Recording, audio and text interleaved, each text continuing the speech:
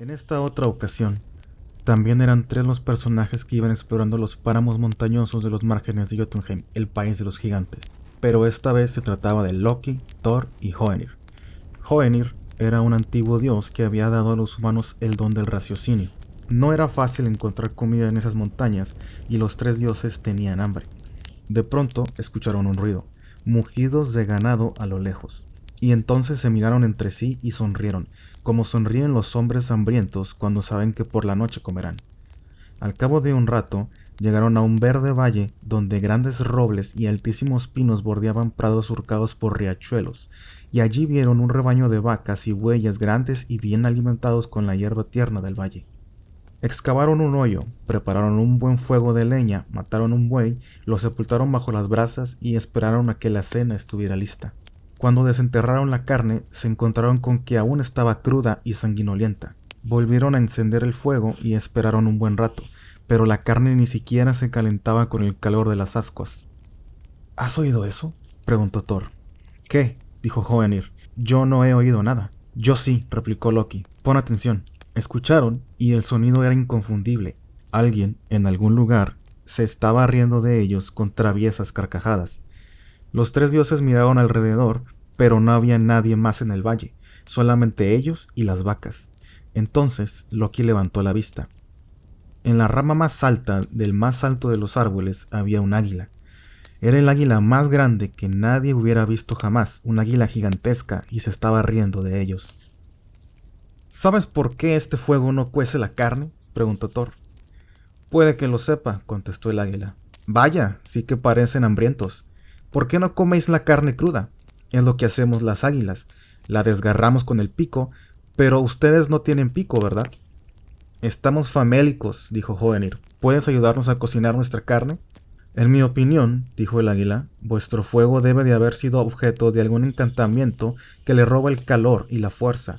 Si me prometen darme un poco de su carne, le devolveré la potencia a su fuego. Te lo prometemos, replicó Loki. Podrás coger tu porción en cuanto haya carne asada para todos. El águila voló una vez alrededor del prado y su vuelo produjo ráfagas de viento tan poderosas que las brasas del pozo cobraron vida y se encendieron, y los dioses tuvieron que agarrarse unos a otros para no salir despedidos por el aire. Tras una vuelta completa, el ave volvió a posarse en su rama. Esperanzados, los dioses enterraron una vez más la carne bajo las brasas y esperaron. Era verano, una época en la que el sol prácticamente no se pone en las tierras del norte y los días parecen eternos. De modo que ya era de noche cuando abrieron el pozo y los sorprendió el aroma glorioso de la carne asada, tierna y lista para sus cuchillos y sus dientes. En cuanto la cena estuvo desenterrada, el águila se precipitó sobre la carne, aferró con las garras los 2 cuartos traseros del buey y uno de los delanteros, y empezó a desgarrarlos vorazmente con el pico. Furioso, al ver que gran parte de su comida corría peligro, Loki le asestó un golpe al águila con su lanza para obligarla a soltar su botín. El águila batió las alas con fuerza y produjo un viento tan potente que casi derribó a los 3 dioses, pero dejó caer la carne.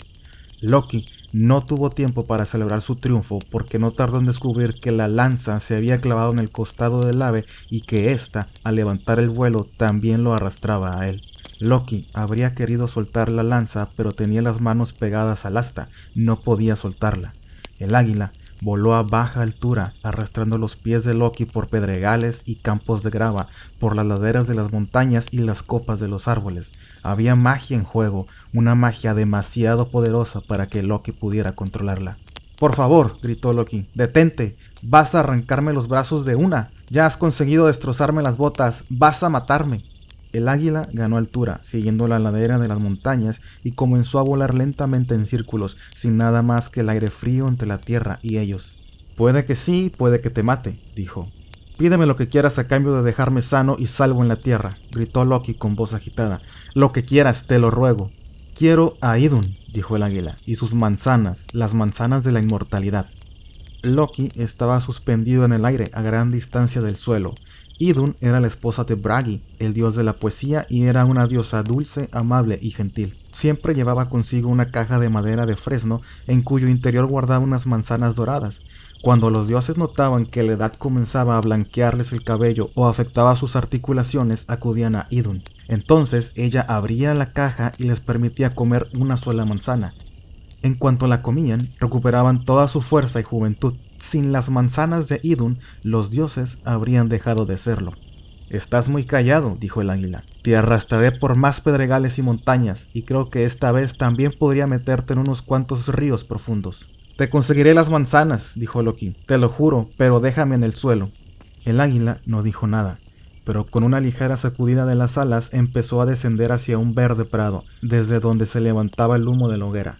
Tras un rápido descenso, volvió al lugar donde Thor y Hoenir los estaban contemplando boquiabiertos.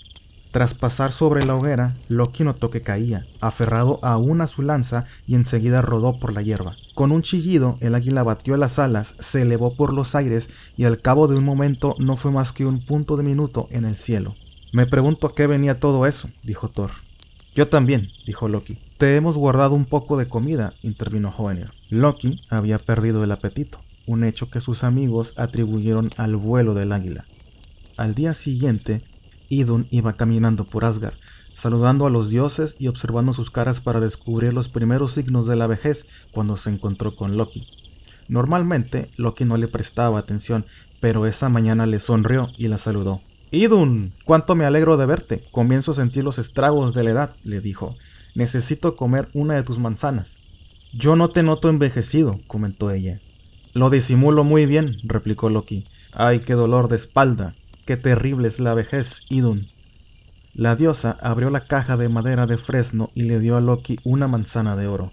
Loki se la comió con entusiasmo, devoró la manzana con semillas y todo y después hizo una mueca de disgusto. «Caramba, Idun», exclamó. «Pensaba que tus manzanas eran mucho mejores». «Me extraña que lo digas», replicó la diosa. Nunca nadie se había quejado de sus manzanas. Normalmente, los dioses alababan la perfección de su sabor y se congratulaban de volver a sentirse jóvenes después de comerlas. «Son las manzanas de los dioses, Loki, las manzanas de la inmortalidad». Loki no pareció convencido. «Puede que sí», dijo, «pero en el bosque he visto unas manzanas que me han parecido mejores que las tuyas en todos sentidos. Tenían mejor aspecto, mejor aroma y mejor sabor que estas. Me parece que también eran manzanas de la inmortalidad, y probablemente la inmortalidad que proporcionan es mejor que la de tus manzanas». Loki observó que en el rostro de Idun se sucedían rápidamente una serie de expresiones: incredulidad, desconcierto y preocupación. «No hay más manzanas como estas. Las mías son las únicas que existen», dijo. Loki se encogió de hombros. «Yo solo te digo lo que he visto», replicó. Idun iba andando a su lado. «¿Dónde están esas manzanas?», preguntó. «Por ahí. No sabría indicarte el camino, pero podría llevarte si vienes conmigo al bosque. No hay que caminar mucho». Idun aceptó. «Pero, cuando encontremos el árbol, ¿cómo vamos a hacer para comparar sus manzanas con las que tú tienes guardadas aquí en Asgard, en la caja de fresno?», prosiguió Loki. «Yo podría decirte, son mejores que tus manzanas, pero entonces tú me dirías, para nada, Loki. En comparación con las mías, estas son ácidas y arrugadas como las manzanas silvestres. ¿Y cómo sabríamos cuál de los dos tiene razón?». «No seas tonto», replicó Idun. «Llevaré mis manzanas y así las podremos comparar». «Buena idea», exclamó Loki. «De acuerdo. Vamos». Entonces, condujo al bosque a Idun, que marchaba sujetando con fuerza la caja de fresno donde guardaba las manzanas de la inmortalidad. Al cabo de media hora de trayecto, Idun dijo: «Loki, empiezo a creer que no existen esas manzanas ni ese árbol del que me has hablado». «Es muy desconsiderado tu comentario», replicó Loki, «y muy hiriente. El manzano está allí mismo, en lo alto de aquella colina». Anduvieron hasta alcanzar la altura señalada por Loki. «Aquí no hay ningún manzano», dijo Idun, «solamente hay un pino muy alto con un águila posada encima». «¿Es un águila eso de ahí?», preguntó Loki. «¡Qué grande es!». Como si los hubiera oído, el águila desplegó las alas y descendió en picado desde lo alto del pino. «No soy un águila», dijo el ave, «sino el gigante Thiassi en forma de águila, y he venido a buscar a la bella Idun. Al principio solamente le hará compañía a mi hija Skadi, y quizá con el tiempo aprenderá a amarme. En cualquier caso, pase lo que pase, la inmortalidad se ha terminado para los dioses de Asgard. Lo digo yo, lo dice Thiassi». Entonces aferró a Idun con una de sus afiladas garras, cogió la caja de manzana con la otra y levantó el vuelo hacia el cielo de Asgard. Al cabo de pocos segundos habían desaparecido. Ahora ya sé quién era, se dijo Loki para sus adentros. Ya decía yo que no podía ser una simple águila. Emprendió el camino de vuelta, con la vaga esperanza de que nadie notara la ausencia de Idun y sus manzanas, y de que en caso de notarla pasara mucho tiempo antes de que alguien, cualquier dios, estableciera la conexión entre su desaparición y el paseo que Loki había dado con ella por el bosque. Tú fuiste el último en verla, dijo Thor, frotándose los nudillos de la mano derecha. No, no es verdad, replicó Loki. ¿Por qué lo dices? Y no has envejecido como el resto de nosotros, prosiguió Thor. He envejecido, pero soy un tipo con suerte, replicó Loki. No lo aparento. Thor gruñó, muy poco convencido. Su barba roja se había vuelto blanca como la nieve, con unos pocos pelos anaranjados dispersos, como una rugiente hoguera convertida en un montón de blancas cenizas. Sigue azotándolo, dijo Freya. Su larga cabellera se había vuelto gris y las líneas de expresión de su cara se habían convertido en profundas arrugas. Seguía siendo hermosa, pero tenía la belleza de la edad y no la frescura de la juventud y de cabellos dorados. Loki sabe dónde está Idun, y también dónde están las manzanas. Aún llevaba al cuello el collar de los Brisings, pero la joya se había vuelto opaca y deslúcida, ya no resplandecía como antes. Odín, el padre de los dioses, levantó el cetro con dedos nudosos y artríticos. A través de la piel de sus manos se transparentaban las venas azules. Su voz ya no era atronadora y autoritaria, como antes, sino débil y entrecortada.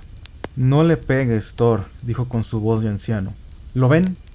Ya sabía que el padre de todos entendería de razones, exclamó Loki. No he tenido nada que ver con esto. ¿Por qué iba a venir Idun conmigo a ninguna parte? Ni siquiera me tenía simpatía. No le pegues, repitió Odín, mirando a Loki con su único ojo bueno, que se había vuelto rubio y grisáceo. Quiero que esté sano y entero cuando lo torturemos. Ya están encendiendo el fuego, afilando los cuchillos y recogiendo las piedras. Puede que seamos viejos, pero sabemos torturar y matar igual de bien que cuando estábamos en la flor de la edad y teníamos las manzanas de Idun para mantenernos en forma. El olor del carbón ardiendo llegó a la nariz de Loki. Sí, dijo, si lograra averiguar qué ha pasado con Idun y de alguna manera consiguiera traerla de regreso a Asgard, sana y salva con sus manzanas, ¿habría alguna posibilidad de olvidar toda esta historia de torturas y muerte? Es tu única oportunidad, dijo Odín, con una voz tan aguda y quebrada que Loki no habría podido distinguir si hablaba un anciano o una vieja. Trae a Idun a Asgard y devuélvenos las manzanas de la inmortalidad. Loki aceptó. Quítenme las cadenas, dijo. Lo haré, pero voy a necesitar la capa de plumas de halcón de Freya. ¿Mi capa?, preguntó Freya. Me temo que sí. Freya se marchó con una mueca de disgusto y regresó con una capa cubierta de plumas de halcón. En cuanto se liberó de las cadenas, Loki tendió la mano para cogerla. No pienses que podrás irte volando para no volver nunca más, dijo Thor, mientras se acariciaba con expresión adusta la barba blanca.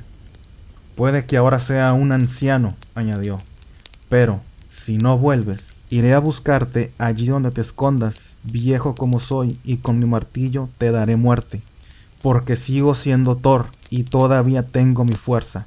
Y sigue siendo tremendamente irritante, replicó Loki.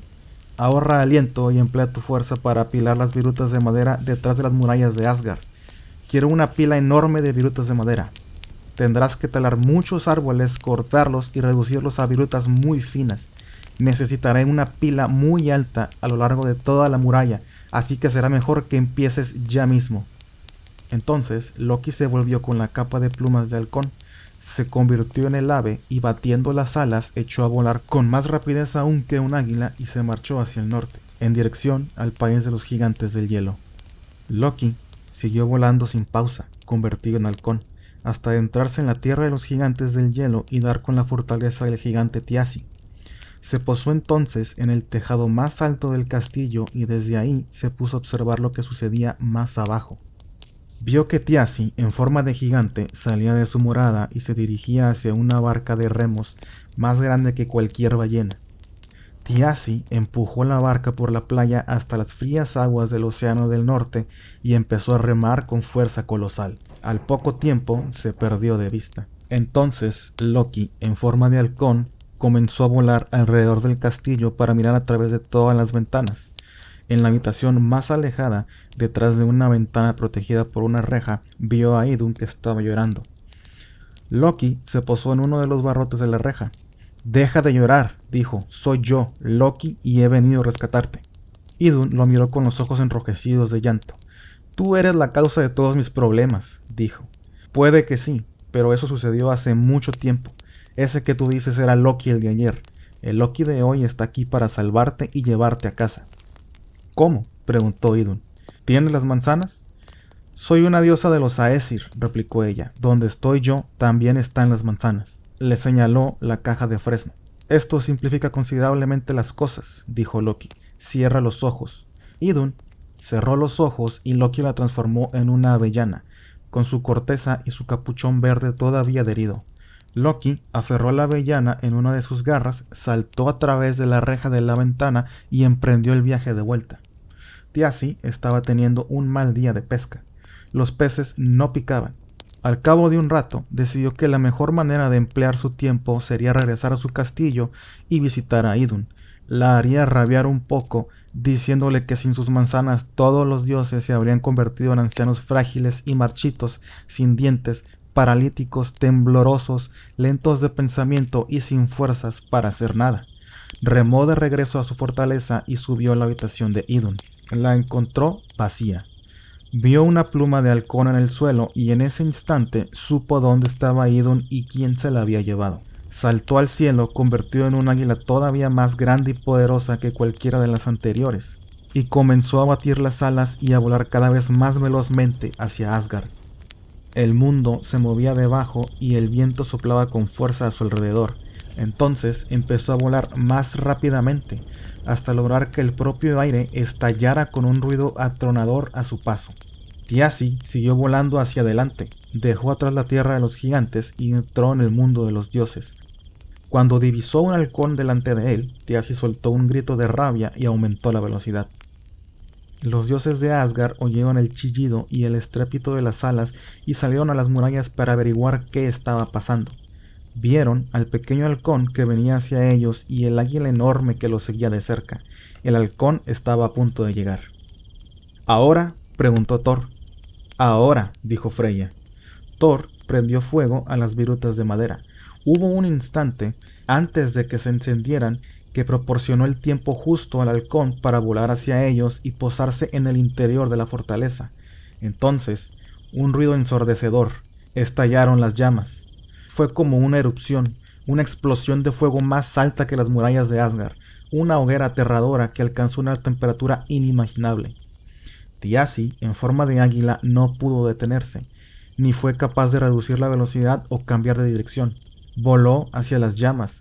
Las plumas del gigante se encendieron, se le quemaron las puntas de las alas, y convertido en águila implume, cayó en picado y se estrelló contra el suelo con un golpe que sacudió los cimientos de la fortaleza de los dioses. El águila sin plumas, quemada, aturdida y magullada, no era rival ni siquiera para unos dioses envejecidos. Antes de que pudiera recuperar la forma de gigante, Thiassi ya estaba herido, y cuando por fin consiguió obrar la transformación, un golpe del martillo de Thor acabó con su vida. Idun se alegró de poder reunirse con su esposo. Los dioses comieron las manzanas de la inmortalidad y recuperaron su juventud. Después de eso, Loki esperaba que el asunto hubiera quedado zanjado, pero no fue así. La hija de Thiassi, Skadi, vistió su armadura, empuñó sus armas y partió hacia Asgard para vengar a su padre. «Mi padre lo era todo para mí», dijo, «y ustedes lo mataron. Su muerte llena mi vida de llanto y desconsuelo. Para mí se ha acabado la alegría. He venido en busca de venganza o compensación». Los Aesir se sentaron a negociar con Skadi la compensación. Las conversaciones duraron mucho tiempo. En aquella época, cada vida tenía un precio y el de Thiassi era particularmente elevado. Al final de la larga negociación, los dioses aceptaron compensar de 3 maneras a Skadi por la muerte de su padre. En primer lugar, acordaron proporcionarle un marido para que ocupara el lugar de su padre muerto. Era evidente que Skadi tenía en mente a Balder, el más apuesto de los dioses. No dejaba de hacerle guiños y lo miraba fijamente, hasta que Balder desviaba la vista, ruborizado e incómodo. En segundo lugar, los dioses se comprometieron a devolverle la risa, porque la hija del gigante ni siquiera había vuelto a sonreír desde la muerte de su padre. Por último, prometieron asegurarse de que el nombre de Thiassi no fuera olvidado jamás. Los dioses le anunciaron a Skadi que podría elegir marido entre ellos, pero con una condición: no podría ver las caras de los candidatos. Los dioses se colocarían detrás de una cortina y dejarían a la vista nada más que los pies. Skadi tendría que elegir marido juzgando únicamente por esa parte de su anatomía. Uno a uno, los dioses fueron pasando detrás de la cortina ante la atenta mirada de Skadi. «¡Qué pies tan feos!», exclamaba cada vez que aparecía un nuevo par de pies. Pero de pronto exclamó con deleite: «Ahí están los pies de mi futuro esposo. Son los más bonitos. Deben ser de Balder. Balder no puede tener nada feo». Y aunque era cierto que Balder era muy apuesto, los pies escogidos, como la propia Skadi tuvo ocasión de descubrir cuando se levantó la cortina, pertenecían a Jord, el dios de los carreteros, padre de Frey y Freya. Se casó con él de inmediato. En el banquete que siguió a la boda, Skadi tenía la expresión más triste que habían visto los Aesir. Thor le dio un codazo a Loki. «Ve y hazla reír», le dijo. «Al fin y al cabo, la culpa es toda tuya». Loki suspiró. «¿De verdad?». Thor asintió y se llevó la mano al mango del martillo para que no cupiera ninguna duda. Contrariado, Loki salió en dirección a los corrales. Volvió al cabo de un momento, trayendo por una soga a un macho cabrío sumamente malhumorado. Para que se irritara todavía más, Loki le hizo un fuerte nudo en la barba con una cuerda. A continuación, se ató el otro extremo de la cuerda a sus propias partes viriles y dio un fuerte tirón con la mano. La cabra chilló al sentir el doloroso tirón en la barba y retrocedió de un salto. Entonces la cuerda se tensó y tiró de las partes de Loki, que soltó un agudo alarido, cogió la cuerda y volvió a dar un violento tirón. Los dioses se echaron a reír. No hacía falta mucho para que los dioses estallaran en carcajadas, pero aquello era lo más gracioso que habían visto en mucho tiempo. Enseguida empezaron a apostar por el resultado de la disputa entre Loki y la cabra. ¿Qué sería lo primero en caer arrancado por la cuerda, la barba del macho cabrío o las partes viriles de Loki? Y también se burlaban de los gritos del dios. «Parece un zorro gimiendo en plena noche», exclamó Balder, sofocado en carcajadas. «Chilla como un bebé llorón», dijo entre risas Hod, el hermano de Balder, que era ciego, pero no podía contener la hilaridad cada vez que Loki gritaba. Skadi no se reía como los demás, pero el fantasma de una sonrisa empezó a curvarle las comisuras de los labios. Cada vez que la cabra chillaba o Loki gemía como un niño herido, su sonrisa se ensanchaba un poco más. Loki tiraba y a continuación lo hacía la cabra. Loki gritaba y recogía violentamente la cuerda, y enseguida la cabra balaba y daba un tirón todavía más fuerte. Al final, la cuerda se rompió. Loki salió despedido por el aire, agarrándose la entrepierna, y fue a aterrizar en el regazo de Skadi, destrozado y dolorido. Las risas de la hija del gigante resonaron como una avalancha en la montaña. Sus carcajadas retumbaron como el desgajamiento de un glaciar. Se rió tanto y durante tanto tiempo que los ojos se le llenaron de lágrimas y, por primera vez, mientras se reía, le dio la mano a Jord, con quien acababa de casarse. Loki se bajó de su regazo y se alejó agarrándose la entrepierna dolorida y mirando con expresión agraviada a los dioses y diosas, que entonces se echaron a reír todavía con más ganas. «Bueno, ya hemos cumplido nuestra parte del acuerdo», le dijo Odín, el padre de todos, a Skadi, la hija del gigante, cuando terminó el banquete de la boda. O casi. Le indicó a Skadi que lo siguiera, y la giganta y Odín salieron juntos del castillo con Jord a su lado. Junto a la pira fúnebre que habían preparado los dioses para los restos del gigante, habían dos grandes esferas llenas de luz. «Esas esferas», le dijo Odín a Skadi, «son los ojos de Thiassi». El padre de todos cogió los dos ojos y los arrojó con fuerza al cielo nocturno, y allí se quedaron, brillando juntos. Si levantan la vista al cielo una noche de invierno, verán dos estrellas gemelas que resplandecen juntas. Son los ojos de Thiassi, que aún siguen brillando.